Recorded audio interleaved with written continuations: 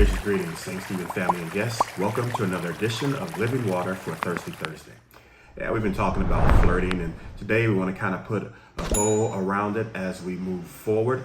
We've been talking about that word scandalon, where we get our word scandalous, and how we can be a stumbling block for those that are around us if we're not careful how we dress or what we say or gestures we make, all of those things. And so that accountability and responsibility of how we can affect, if we said, effect, and of course, infect other people. With that being said, today I want to look at a verse, and we'll close out with a verse as well, that really kind of helps us in our own journey to be equipped, if you would, to overcome flirting.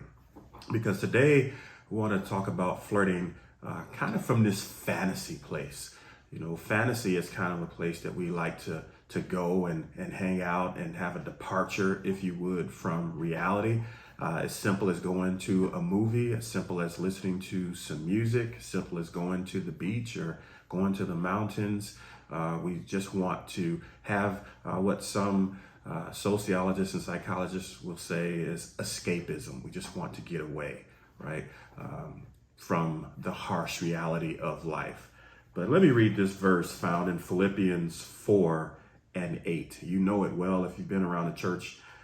It says, "Finally, brethren, whatsoever things are true, whatsoever things are honest, whatsoever things are just, whatsoever things are pure, whatsoever things are lovely, whatsoever things are of good report, if there be any virtue, and if there be any praise, think on these things," on those things that were mentioned in this text.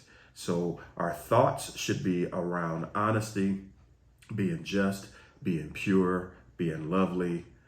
Those are the areas that we should, and having virtue, if you would.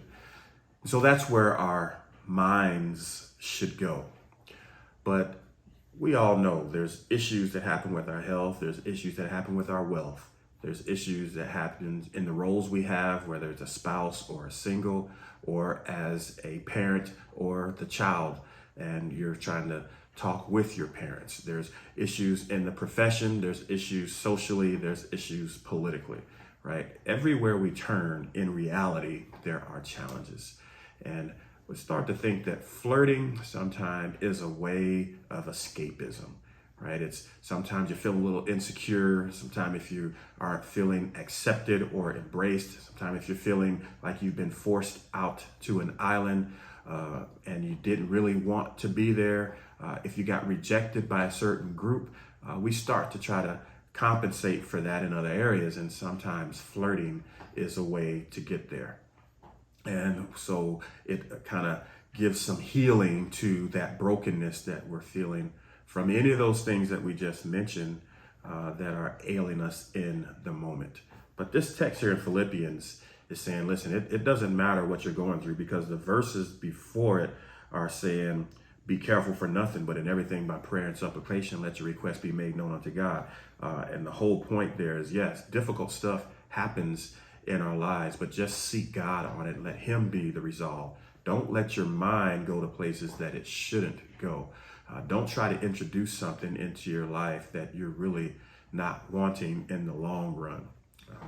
My grandmother used to say to my sister that, you know, if you're not selling, don't advertise, right? And so flirting is a way of advertising.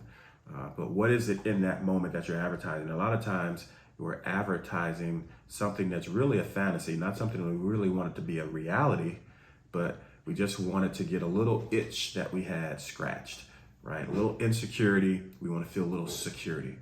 The lack of acceptance, we want to feel some embrace or some closeness. We want to know that we are not invisible. We want to know that we are not shades of gray that just blend in with everything. We want people to notice our snap and our pop. But here is the thing about fantasy and reality. when we go to a movie, it's great to watch that movie. You see how the movie's unfolding, and then it gets to the end, and a lot of times they wrap a nice bow on it, and it provided us some nice escapism. It provided us a nice time to have some fantasy. It provided some time for us to not think about our own realities or our own issues or the things that we're grappling with in that moment, right? Or for those hours or for those minutes. However, have you thought through the fact that fantasy, even when I'm having a fantasy or going to try to live out a fantasy or even trying to escape from reality, that reality continues even when we think we are in fantasy, right? So just let that land for a second, that even though I go to the movies, life doesn't stop, right? The bills will still need to be paid. Whatever issue that I had before the movie, if I didn't resolve it before that movie, it's still going to be there after the movie. Reality continues. I'm just trying to take a break from reality in this fantasy or in this escapism, but reality is I'm just at the movies. Do we get that? The real reality is I'm at the movies. The real reality is I flirted with this person and I thought I was doing a little bit of escapism just to kind of get past this moment I'm having. But my little fantasy escapism is their reality. And they're ready to make their reality a reality, right? And you're like, no, I'm just passing through on a fantasy. I'm just passing through on some escapism. I didn't really want anything to come from that.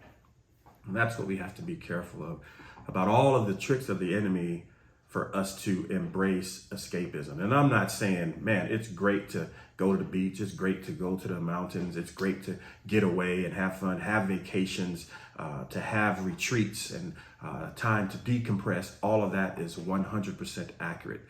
But it's far better when you do those things in a healthy way rather than in an unhealthy way, right? When you start listing things like, well, escapism with a bottle, right? And I'm gonna drink my problems away, but it's not water, it's alcohol, right? What that tends to do, yes, it will give me some escapism.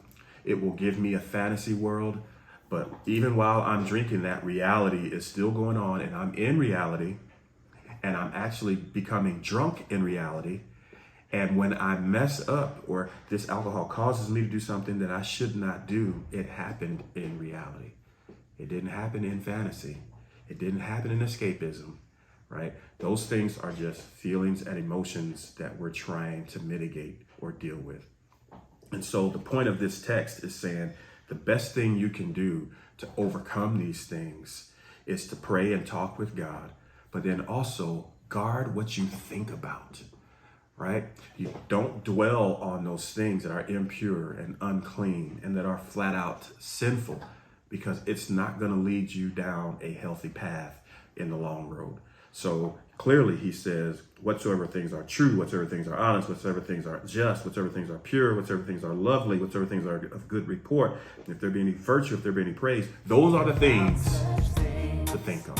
Think about the things you think about. Think about such things. Think about the things you think about. I want to close out with a passage in 2 Corinthians, the 10th chapter. This gives us a little bit more meat on the bone of what we can use to overcome this flesh, because sometimes you just want what you want. Sometimes you just do what you want to do. And it's hard to, if you would, suppress that desire. Well, the text here, Paul talking to the Corinthian church for the second time, he says in 2 Corinthians 10:3, for though we walk in the flesh, we do not war after the flesh, meaning the flesh isn't the real battle. The flesh wants to do what it wants to do. It desires what it desires, and it's not clean. It's not pure. Since the fall of man, all the way back in Genesis with Adam and Eve, this flesh wants to sin, right? But he says the real battle, though, isn't with the flesh. He says, for the weapons of our warfare are not carnal. They're not fleshly. He says, but they're mighty through God to the pulling down of strongholds. And just for us to know that something like lust, right, and then flirting, and things like that. Those are strongholds. Those are insidious. Those are things that are inside of us that lurk and show their ugly faces at times when we least expect. Those are things that we just sit and entertain in our mind while we're idly doing things. If we're not careful, if we don't check those things before long, they start to become the lusting, they start to become the flirting, and then they turn into some actions that we will at some point regret. But verse 5 says, from the pulling down of these strongholds, it says, casting down imaginations. You see that word? It's in the Bible. Casting down imaginations and every high thing that exalteth itself against the knowledge of God.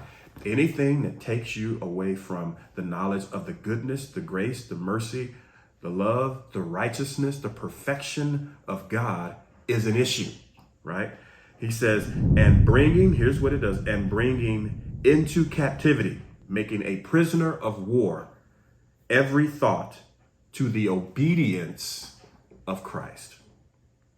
Yeah, so if we allow every one of our thoughts to flirt, if we allow every one of our thoughts to lust, if we allow every one of our thoughts when we don't have the acceptance that we're looking for, when we feel like we are shades of gray and no one is noticing us, when we feel like people have actually rejected us to that point, he says, in that moment, he says, you have to bring those thoughts into the obedience of Christ himself.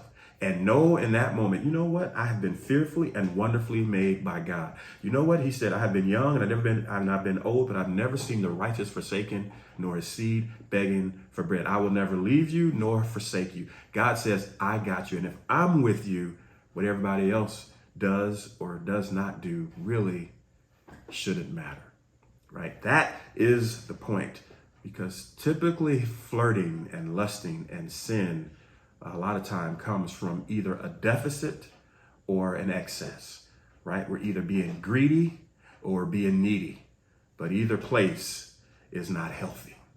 And so with that being said, do all you can to hang out here, 2 Corinthians, the 10th chapter, and bring all of those unhealthy thoughts under subjection to the obedience of Christ. And what should I think about?